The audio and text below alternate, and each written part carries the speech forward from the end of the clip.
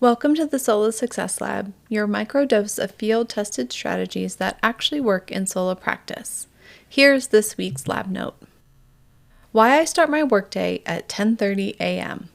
Time management advice usually makes me cringe. It's full of rigid systems and unrealistic expectations that ignore how we actually work. After years of experimenting and plenty of failures, I've developed some unconventional views on what really works, at least for me. Fair warning, you might disagree with some of these, but that's exactly the point. Here's a few controversial things I believe about time management. 1. Work-life balance is a destructive myth. I'm not saying you shouldn't have time for both work and personal life. I'm just saying that viewing work as something that needs to be balanced against life creates unnecessary tension. Work is a part of life, just like sleeping, eating, spending time with family, and doing activities that bring you joy. For me, that's reading, grabbing coffee with friends, and beekeeping. Structure your day around your values and your priorities, not the other way around. For example, if family dinner is non-negotiable, schedule your last client call at 4:30 p.m. If exercise keeps you sane, block 9 to 10 a.m. for movement before opening your inbox, like I do. If you do your best creative work at night, stop forcing yourself into morning writing sessions. And if you need quiet time to think strategically, schedule meetings only in the afternoon. Number 2, starting your workday later can make you more productive. The traditional 9-to-5 schedule isn't inherently better or worse. Your peak performance hours are unique to you. I thrive starting at 10:30 a.m. after movement. What matters is aligning your work schedule with your natural rhythm. Force-fitting yourself into somebody else's schedule is a recipe for frustration and stress. Number 3, traditional time blocking fails most people. Most people do what most people do, which leads to rigid schedules that crack under pressure, guilt when blocks get interrupted or completely blown up, and decision fatigue from constantly having to replan. What most people do may not work for you, so do what does. 4.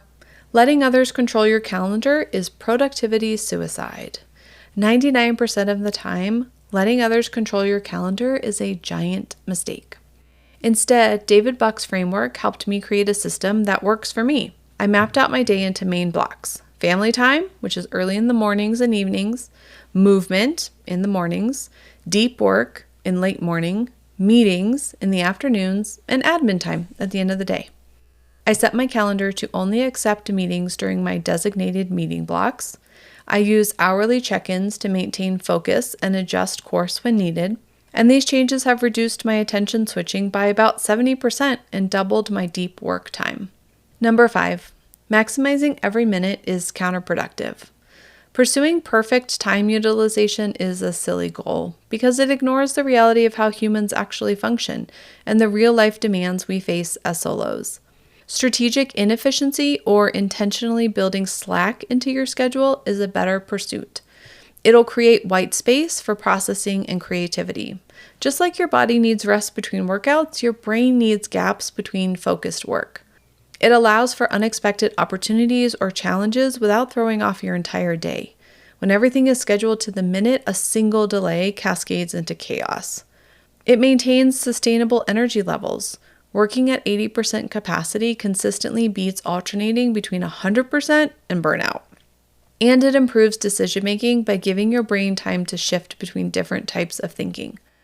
I found that treating time as a flexible framework rather than a rigid master has transformed my productivity. By aligning my calendar with my natural rhythms and priorities, I've created a sustainable system that works with me, not against me. Time management isn't about following somebody else's blueprint. It's about building a system that works for you. Start by picking just one idea from today that resonates most. Try it out for a week, adjust it, make it yours. Your future self will thank you for starting today. P.S. Want a quick win? Turn off notifications during your focus blocks. I saw a significant reduction in attention switching just from this one change. It's simple, but it works. That's your lab note for the week. Want more tested strategies like this one? Subscribe for free at adifferentpractice.com/subscribe to get them first.